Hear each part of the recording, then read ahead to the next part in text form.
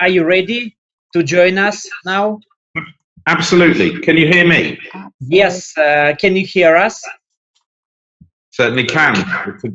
It's a great pleasure to join you from London. My name is, as Sergey has said, my name is George Webster. I'm an endoscopist at University College in London, former chair of endoscopy for the British Society of Gastroenterology. I'd like to start by thanking Sergey for the invitation to join you. I think this is a brilliant idea. Josh, let me translate. But first of all, I would like to thank you for finding time to join us. It's a great honor and a pleasure for us because you are really very well-known person in the world of endoscopy and European gastroenterology. And for me, it's a great pleasure because I know you for a long, long time. And let me introduce you for the Russian audience.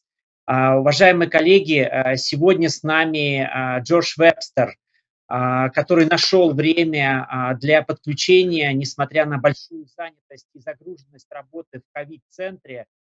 Джордж является сейчас одним из лидеров британской эндоскопии и гастроэнтерологии. Он избран советником Европейского эндоскопического общества от Великобритании. До этого он возглавлял британское общество гастроэнтерологии и эндоскопии. И, кроме того, он работает в госпитале, в университетском госпитале Лондона и является директором курса живой эндоскопии, который проводится ежегодно в этом университетском колледже. Джордж работает, и я еще раз хотел бы уточнить, что он работает в ковид-центре сейчас, принимает ковид-больных, и мы очень благодарны, что у нас есть возможность задать ему практические вопросы, поскольку Великобритания все-таки с этой проблемой столкнулась чуть-чуть раньше, чем мы, и, наверное, есть определенный опыт, которым Джордж может поделиться с нашими специалистами. Джордж, please start with your short presentation, and also we have some questions for you. Valeria prepared it for you and have already sent it. Сергей Владимирович, у нас вот те вопросы, которые мы получали от аудитории к Луке Роделло, я эти же вопросы подготовила для Джорджа Вебстера, ну и несколько еще вопросов непосредственно к нему по Великобритании. Могу я вас попросить тогда озвучить вот эти первые вопросы, которые вы готовили и которые вы с ним были на связи? George, Valeria is ready to ask you some questions for the discussion. Sure. Thanks. Absolutely. Thank you. Dear George, what is the current situation in UK now, and is the situation with COVID-19 improving? Yes, so thank you. You know, like every country in Europe or the world, the UK has been hit by COVID, and I know that it is the same in Russia, that none of us can avoid it. Can you see the slide that I've got up on the screen? Yes. Yeah. So this is a map of the United Kingdom. The latest data from yesterday is that we have 143,000 proven cases of COVID-19. It is important to say that those are only cases where a positive swab has been obtained. a big debate in the UK is what other cases are not being included in this data. For example, a very elderly patient who dies in or has symptoms in a nursing home, or a member of the public who is a little bit unwell, but may not be tested, those patients will not feature on this data. George, sorry, let us translate, please, for the audience. Значит, на сегодняшний день подтверждено, официальная статистика говорит о том, что в Великобритании 143 тысячи случаев, однако мы не можем полностью доверять этой статистике, потому что это только те случаи, кому провели тест и у кого он оказался положителен. То есть те люди, которые, может быть, принесли в легких формах, или он сказал nursing houses, это дома престарелых, да? Да. Ну, то есть подозревается, что число, истинное число больных значительно выше. The more you test, the more cases you will find.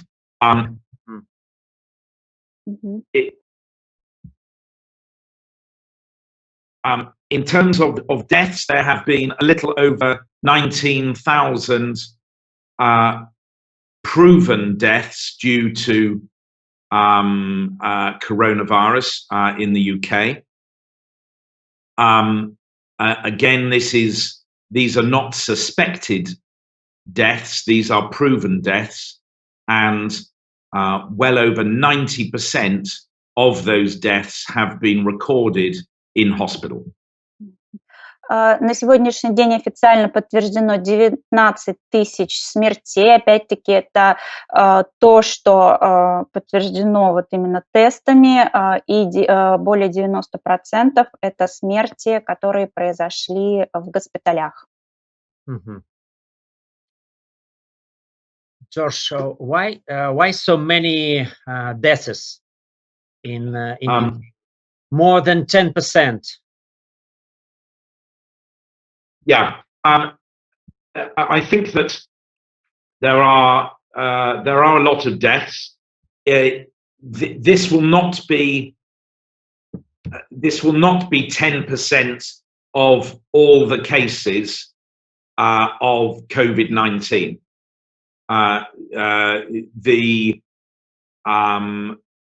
There will be many cases that have never been proven because the patient has isolated at home and has recovered from the illness, and so they do not go onto the records as having had coronavirus.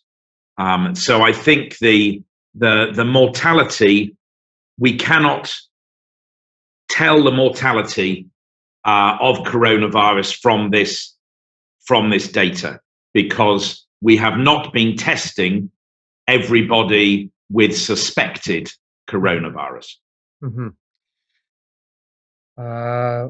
Валерия Олеговна, переводите. Да, что тут, давайте тогда я очень коротко, что, конечно, сложно истинное количество смертельных исходов установить, поскольку не все случаи, не все люди тестируются на ковид-инфекцию, и это большая проблема, видимо, для Великобритании.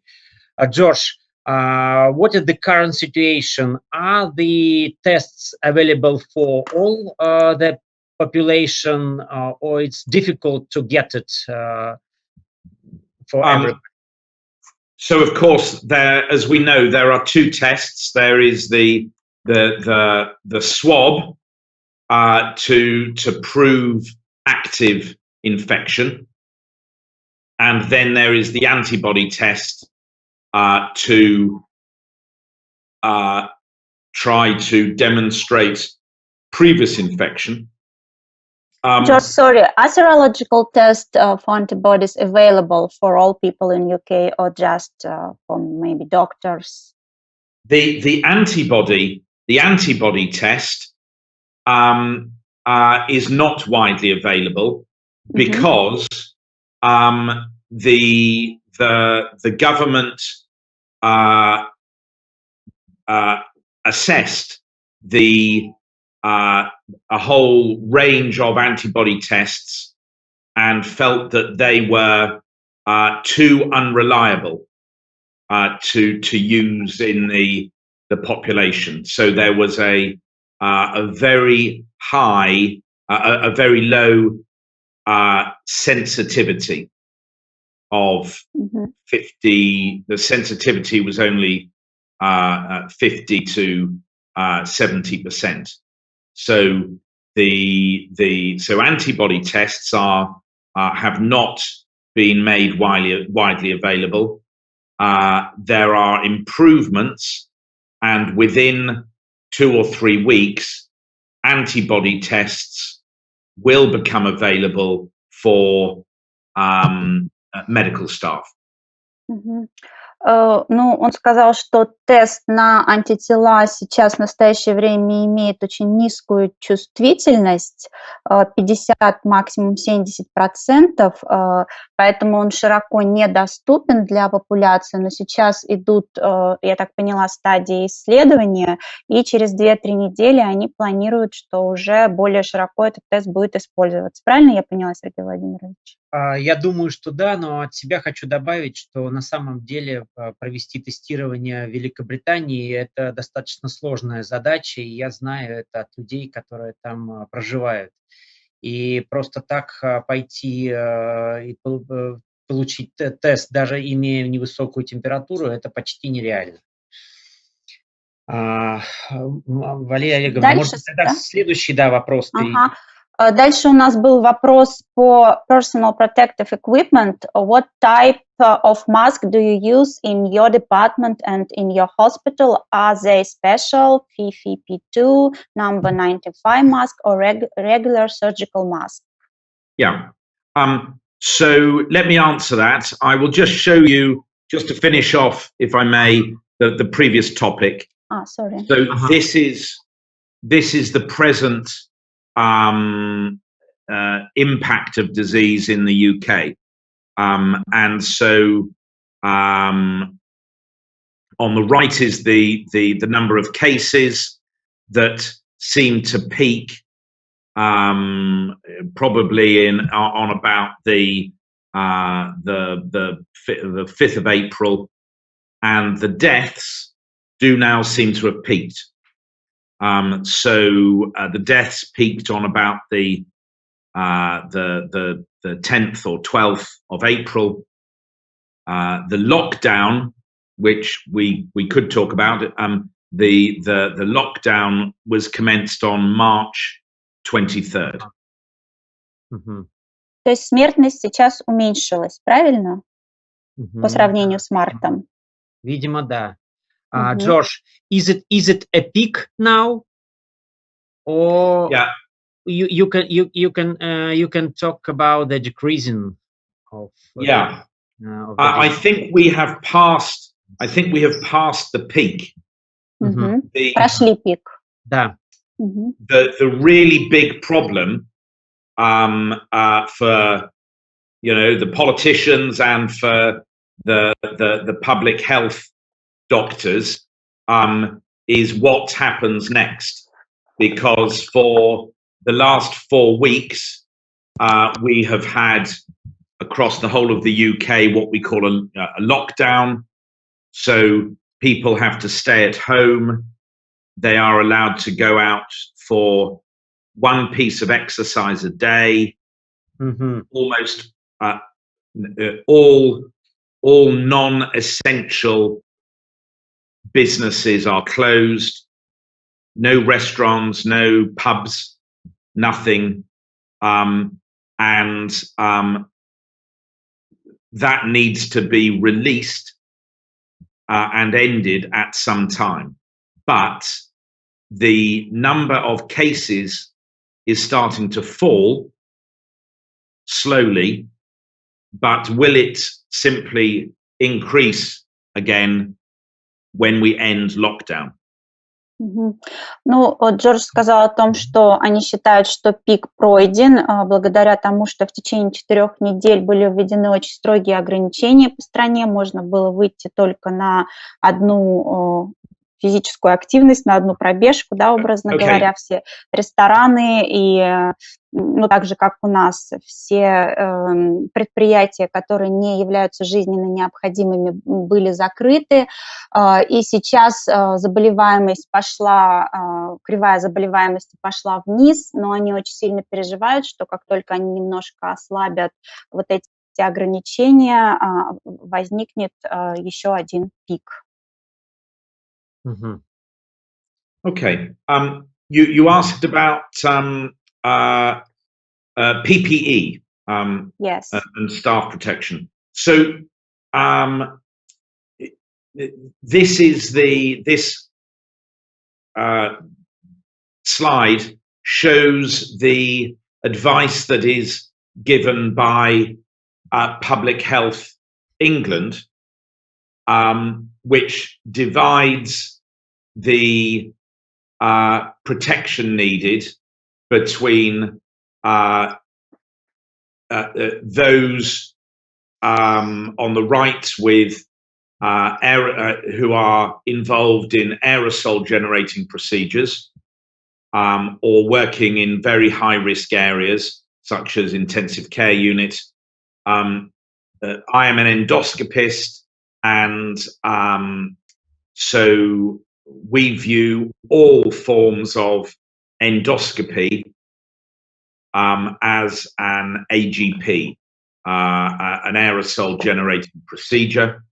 For this, we use an FFP3 mask with eye protection, goggles or a visor. We use a full gown, and we wear gloves, of course. Now, in other areas of the hospital, where we are not within 2 meters of Что-то со связью, да? the patient, including COVID cases, the advice from Public Health England is to be using a less protective mask, a surgical mask or FFP1, and with a disposable apron and gloves. So that is the advice. The COVID patients have been in a specific ward, and we get dressed in PPE outside the ward, and we remove the PPE on leaving the ward. Maybe explain that, and then I'll discuss further. Ну, он сказал, что согласно рекомендациям их Министерства здравоохранения, у них есть 2 варианта защиты. Первый для людей, которые работают в области, там, где высок риск распространения вот, аэрозолей, соответственно, воздушно-капельных инфекций. И к этому же, к этим подразделениям относятся те врачи, которые работают в отделениях интенсивной терапии и реанимации и эндоскопии, где они проводят все виды исследования, тоже, в общем-то, отнесена к высокому риску, поэтому они обеспечены вот этими высокоэффективными масками, даже не FFP2, а FFP3, насколько я поняла, и все вот это вот обмундирование, водонепроницаемый халат, перчатки, обязательно вот такие защитный щиток на глаза. Это все они используют в их эндоскопическом отделении. George, do you have enough amount of personal protective equipment, or do you have some problems with it Я спросила, нет ли проблем, нет ли дефицита у них. Yeah, I think it's a good, it's an important question. No hospitals have run out of PPE, but there is pressure. I think there are important issues about what PPE is needed in what situation, and what PPE needs to be changed between patients. Maybe I'll translate that, and I will then discuss further. Ну, я так поняла, что, конечно, проблемы у них есть, и они очень активно сейчас обсуждают, как сэкономить, да, нужно ли менять это обмундирование, образно говоря, после каждого пациента, и для какого пациента какие средства индивидуальной защиты в каждом случае использовать. Please continue. So, for example, here is a picture of myself and my endoscopy team in full PPE. So you will see that we have the FFP3 mask, the visor, the long gown. We wear 2 sets of gloves, and the outer set is taped down. Now, if we change all of our PPE after every single patient, then we will be using in the whole of the department about 1,000 FFP3 masks every week. Wow. And so the question is whether the FFP3 mask and the visor should only be used, should be used for a session. So 5 patients on an endoscopy list, we keep the same mask on throughout the endoscopy list. That will reduce the PPE that we use. Переведем? Да. Да. Я? Да. Ну, я так поняла, что вот если мы видим тут на картинке, как они одеты для эндоскопических исследований, это вот FFP3 маска, это защитный вот этот щиток на глаза, длинный халат, и если они будут менять это после каждого пациента, то в неделю в среднем у них уходит 1000 FFP3 масок, поэтому я так поняла, что решено у них было использовать это, ну, по крайней мере, маски и щиток на 5 пациентов. Правильно я поняла, Сергей Владимирович? Да, примерно про так. 5 было сказано. Ну, я думаю, что перчатки, конечно, меняются после каждого пациента, а вот маски и щиток 1 на 5 пациентов.